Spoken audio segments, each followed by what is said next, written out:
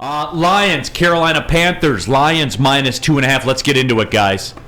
I mean, all the Christmas stuff going on, all the holiday stuff going on, and oh, by the way, your Detroit Lions are in the most important football game they played in 7 years. Do we have a weather report? Carolina, I have not looked it up as of yet. Right. I will, though. Yeah, yeah, obviously biggest game of the year and stuff like that. But like I've always felt, I still feel the same way. Getting through the Jets was the one road game early in this last 6 games that I was worried about. 32 degrees and sunny tomorrow. Okay, perfect. Yep. I like and yes, our offense hasn't traveled like it has played in the Dome at home, but that defense has. Yes, exactly. So I think they're set up for this game. I think mentally and just hearing them, the biggest thing as a former athlete is I'm looking for mindset. And you're listening to the interviews after the game, and not of the coaches, but of the players. And their mindset is all on the same page as, okay, now we concentrate on Carolina. And they were saying that already.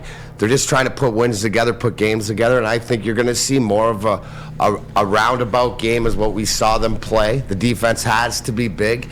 I'm a bigger fan of Sam Darnold than I am of Zach Wilson, so there's some skepticism there. But really, if we go out and play our game the way that we have, Neil, I think, again, it's the NFL. It's going to be a one-score game, but they should be able to cover that 2.5. But T-Foss, this Panthers team, I think we're programmed to think, well, they stink, right? Like, we're programmed to think that.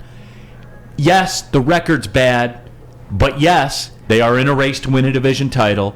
Yes, they've won 3 of their last 5. Yes, they won at Seattle recently. You know what I'm saying? Like, as this game gets closer, I get more and more worried about it.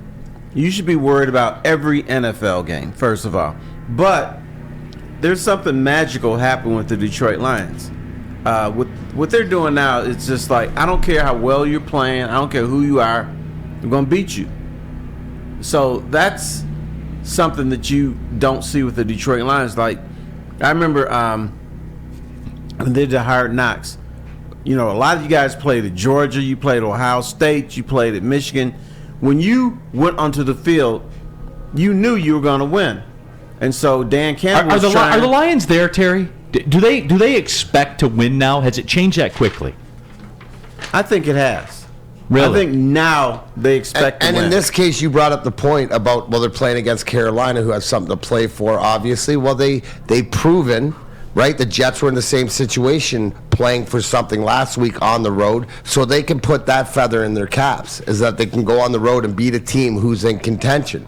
Right? It's not going to be an easy game. I'm sure we're going to be down at some point, but it's having the confidence. And I think, Terry, that's what's different. The magical thing is you're seeing it's that confidence that they can, Neil. And I think more so than not, when you ask them, they expect to win the last 3 games. And they expect more out of themselves, because I think that not only have they made us believers during this run, they've made themselves believers even more. More so. Can I correct myself? Dealing with pro athletes, they always think they can win. And that's probably why they're pro athletes, because they have that mentality.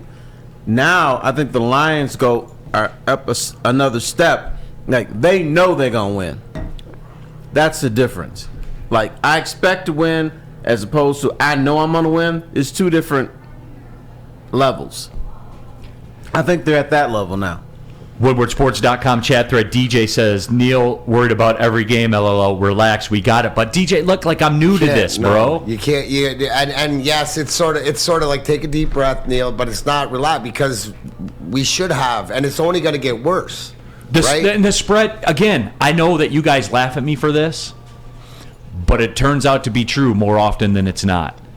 That spread concerns me, man. Like, it opened up at 3, and then it got bet down. You know, people are putting their money on the Panthers. Okay, right, and I think the biggest difference too that I see is that the rest of the, like Vegas and the rest of the country, believes in this team. They see what we see. Sometimes we, with our home teams, we don't see it the way that the league does, and we're the laughing stock. I don't think they look at us as a laughing stock anymore. I think that it's when you hear guys say around the league, yeah, probably don't want to play the Lions if we had a choice. I think it's true, because I don't think anybody really wants to play them because of the way that they play the football on both sides of the ball, that hard nose, right? That's what's gotten them there. The grit, that grind line mentality throughout the whole team, no matter where it is. WoodwardSports.com chat thread. Tammy Chin says, I'll talk to everybody next week. Merry Christmas, everyone, and thank you. Thank you, Tammy, by the way. Appreciate you tapping in all the time. Merry Christmas, Tammy. And then on the flip side of that coin, you have Rad Dad Scott, who says, my dad drinks Yukon Jack straight. Jesus Christ. My dad drinks Macallan. That's his thing. Yeah? I got him Macallan 18. See, that's sophisticated. That's something I would drink if I were a Scotch drinker. Macallan and a Cohiba. That's what he drinks. Do you agree? Somebody in the chat said Mad Dog 2020 is the White Castle for the gut bomb. Or is it more the head? White Castle does me in.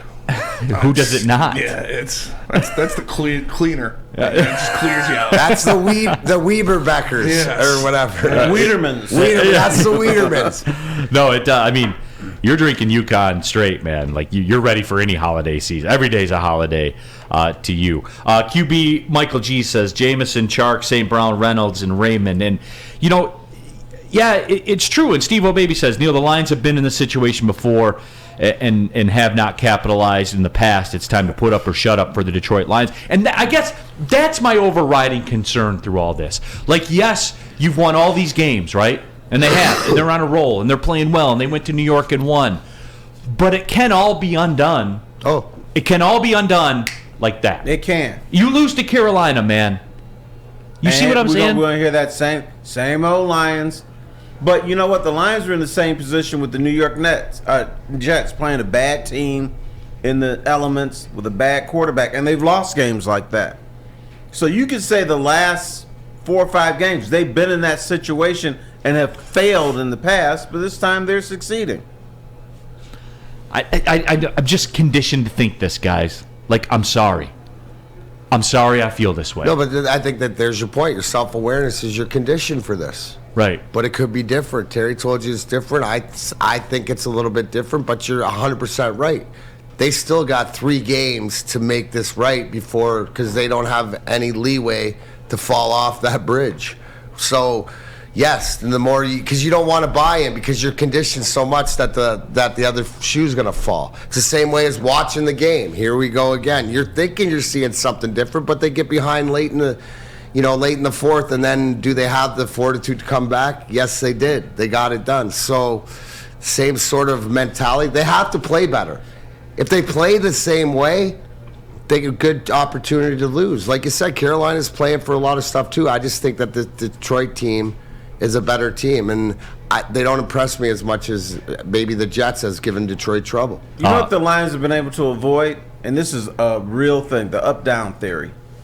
In the NFL, for whatever reason, if you play great, it's because of the offensive line, Terry. Yeah, but when you play great, they beat someone 40-13, you're sucked the next week. Right. They've avoided that because that offensive line is turnkey. It is. To me, that's before when we talked about what changed. That offensive line, and you heard me say this, D-Mac, from the first game against Nick Bosa. Shit changed when Penei Sewell walked in the door. It did, man. And I'll always go back to it. And yes, I'm a slap. Yes, I'm a Stan. Yes, I'm a Sewell simp. No question about it. Yes, I just finished the right side of his jacket. But track back though, and yes, I know last season sucked and everything like that. But and you tell me, D-Mac, and I know we're late for the break. You know what? Tell me on the other side of this. Let me tell you about Big Boy in the comfort.